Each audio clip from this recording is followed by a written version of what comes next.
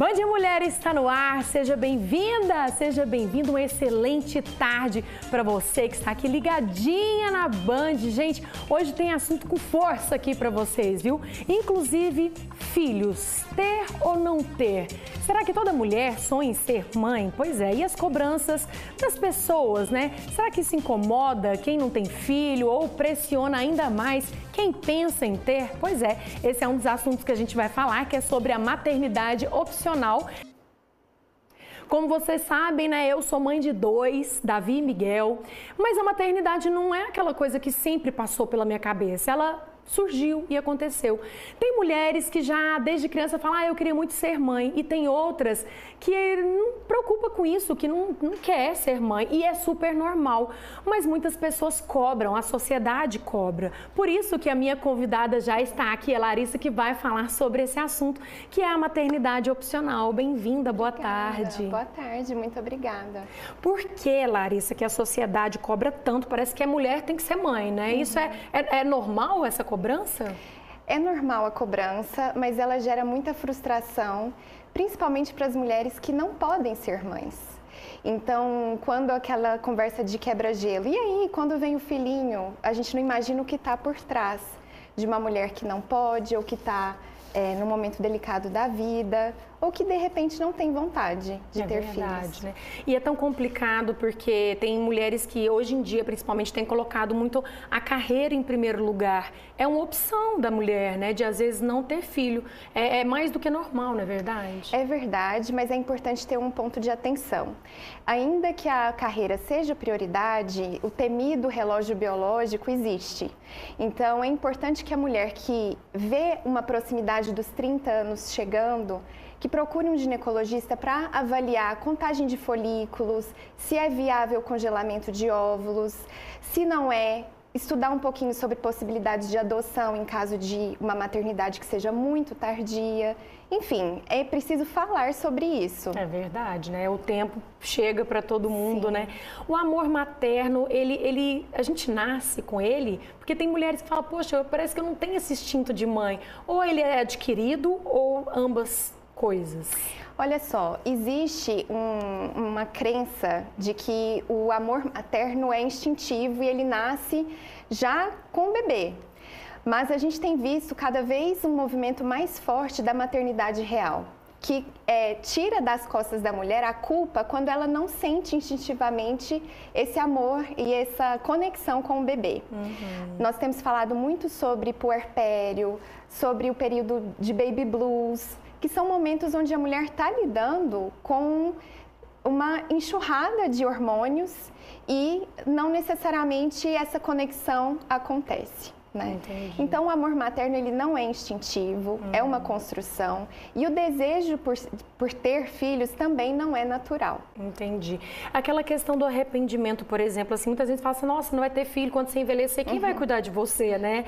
E isso é uma cobrança tão complicada, mas existem mulheres, é tão difícil, eu queria que você falasse sobre isso, sobre a questão de arrependimento de, às vezes, não ter tido filhos, mas lá na frente, assim, quando a pessoa já está mais velha e fala, poxa, agora não dá mais. Sim, o arrependimento faz parte da vida, né? A gente não acerta 100% das nossas escolhas e das nossas decisões.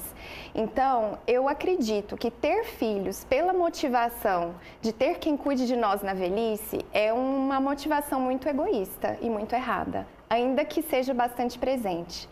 Então, é lógico que as pessoas que não têm filhos, ou até aquelas que têm, mas que perdem os filhos antes, né? Então, assim, a gente tem que olhar para isso. Cuidar da velhice, se preparar financeiramente, cuidar da saúde, tudo isso é necessário, independente de gerar ou não um bebê. É verdade. Né? E existem diferenças culturais quando o assunto é ser mãe? Sem dúvidas. Nós percebemos aqui no Brasil, você estava falando da família cobrar, da sociedade cobrar.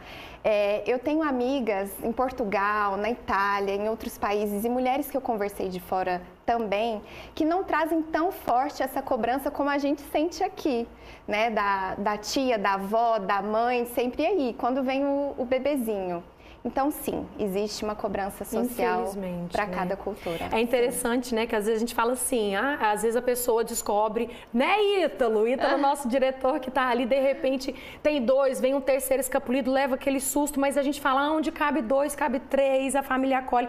Mas tem outras famílias que falam, poxa, quanto custa um filho? Um filho custa caro, não dá. Então essa é a pergunta, um filho custa caro? Pergunta de milhões. Ou depende do ponto de vista de cada família? Olha só, é lógico que é relativo, né? O céu é o limite, mas existe uma pesquisa que foi lançada esse ano que aponta uma estimativa de custo de R$480 mil a 3.600.000 até os 18 anos. Puxa! Meninada, vocês estão custando caro mesmo, né? Mas aí eu digo, não tem dinheiro que não paga o amor que a gente sente, né? Sim. É interessante você falar disso, porque amor não é mensurado por isso, mas isso também é importante, porque eu vejo algumas pessoas com o sonho da maternidade, mas sem fazer contas básicas, porque a gente não pode ter surpresa, fralda, vacinação, escola ou creche, se vai ter rede de apoio ou não, uma babá. Tudo isso tem que ser levado em conta. Tudo isso tem que ser levado em conta. É verdade, né? O momento que a pessoa tá, até no próprio relacionamento, né? Sim. Ter a segurança de que eles vão ter uma família consolidada para receber o filho, né? Eu acredito muito assim, não existe um momento perfeito para ter filhos, ainda que a mulher queira, mas existe um momento imperfeito. Então, quando você está numa relação tóxica, quando você está em dúvida se quer permanecer nesse relacionamento, não tem essa de ter bebê para segurar casamento. É verdade. Se todos esses elementos que a gente já falou, o financeiro, a saúde mental, a saúde física não é favorável, não convém. Verdade. Não. Bom, e tudo isso que a gente está conversando, gente, você reuniu essas informações num livro seu que trouxe aqui pra gente. Posso mostrar? Claro. É um livro digital, né? Ó, ele tá aqui, mas a Larissa imprimiu pra gente a capa. Fala pra gente um pouquinho do livro, né? Pro pessoal conhecer mais. Tá bom. O livro A Serenidade da Renúncia é uma bússola para mulheres corajosas decidirem autenticamente se elas querem ou não ter filhos. Eu trago muito da minha história também no livro, a minha trajetória, trechos do meu diário pessoal e conversas que eu tive com outras mulheres, refletindo um pouquinho sobre tudo que a gente falou. Trago também elementos de adoção, dos atravessamentos culturais. Então, é um livro riquíssimo. E um ponto importante dele ser digital. A gente está com um lançamento solidário. Legal. Então, durante 30 dias, 100% da receita de vendas do livro vai ser revertida em prol do Hospital do Câncer de Uberlândia. Que legal, bacana. Que foi aonde eu comecei a escrever o livro até. Parabéns, que bom, muito bacana assim, né? Esse assunto é um assunto tão amplo que a gente poderia falar muito aqui, porque é um programa de mulher, nós mulheres muitas vezes tem aquela dúvida, e agora? Será que eu tô na idade? Será que eu espero? Então, é um assunto muito amplo, né? Se você quiser, inclusive, a gente bater um papo com a Larissa para poder esticar, às vezes a pessoa que tem dúvidas sobre isso, o Instagram a gente já mostrou, mas repete pra gente. É @pintapreta_escritora. Muito da minha bem. pintinha. Tá aí. Larissa, muito obrigada, viu? É um assunto que eu, assim, adoro falar, que é a maternidade, e respeito muito as mulheres que têm outras dedicações, outros focos que não ser mãe, mas é muito bacana. Então, obrigada mesmo por ter trazido esse assunto aqui. Seja sempre bem-vinda para falar sobre maternidade com a gente. Obrigada, muito obrigada. Vamos pro intervalo, gente? Vamos, rapidinho, porque na volta a gente tem os bastidores e vamos falar também sobre a reorientação vocacional. Então, não sai daí não.